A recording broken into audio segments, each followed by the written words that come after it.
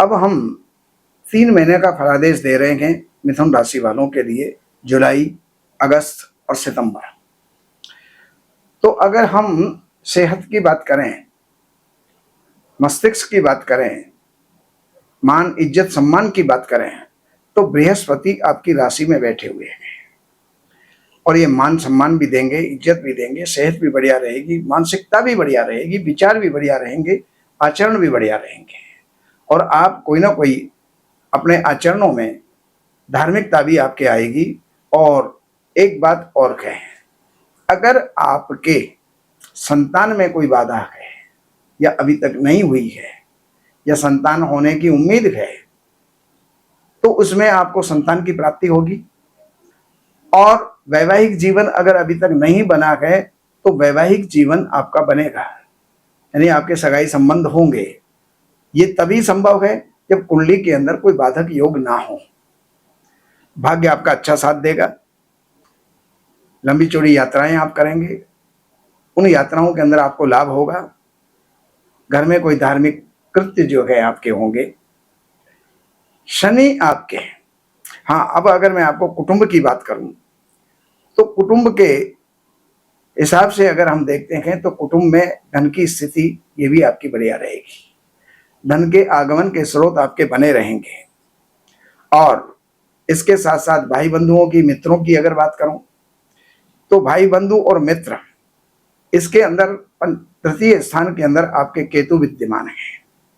तो केतु भाई बंधुओं के, वैसे केतु तृतीय स्थान में अच्छा शुभ फल देते हैं, लेकिन शत्रु राशि के अंदर विद्यमान है।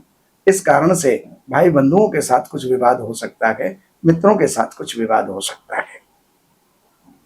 अगर हम बात करते हैं सुख, संपत्ति, वाहन, भवन, माता, तो इस विषय के अंदर आपके जो है चौथे स्थान में शनि की दृष्टि पड़ रही है।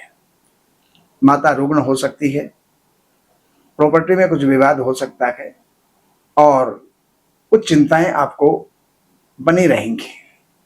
अगर हम बात करते हैं संतान पक्ष की, पढ़ाई की, तो वहां पर राहु की दृष्टि है और बृहस्पति की दृष्टि है। बृहस्पति संतान भी देते हैं और बृहस्पति विवाह भी करवाते हैं। इसके अलावा बृहस्पति विद्या के देने वाले भी हैं, लेकिन यदा कदा राहु उसमें अड़चन डालेगा। इसलिए जो है आपको राहु का कुछ ना कुछ उपाय करते रहना चाहिए। जैसे शनिवार के दिन आपने दूध और रोटी काले कुत्ते को दी, इस प्रकार से आप करते रहिएगा तो आपकी वो बाधाएं नहीं आएंगी।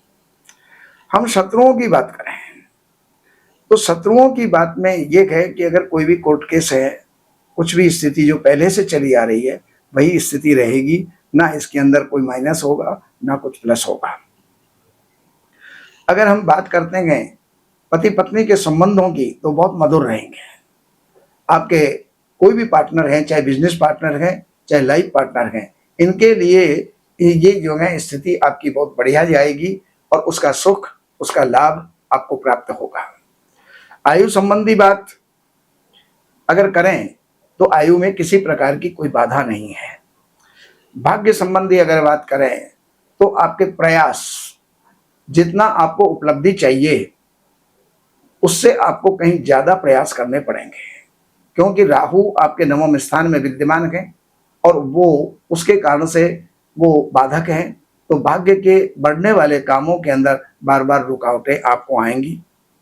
राजकीय स्थिति आपकी बढ़िया रहेगी, कर्म की स्थिति बढ़िया रहेगी, व्यापार की स्थिति बढ़िया रहेगी, नौकरी की स्थिति आपकी बढ़िया रहेगी, लाभ आपको होता रहेगा और खर्च आपका सामान्य होगा। जैसा भी आपका खर्च सुचारू रूप से चल रहा है वो सब चलेगा।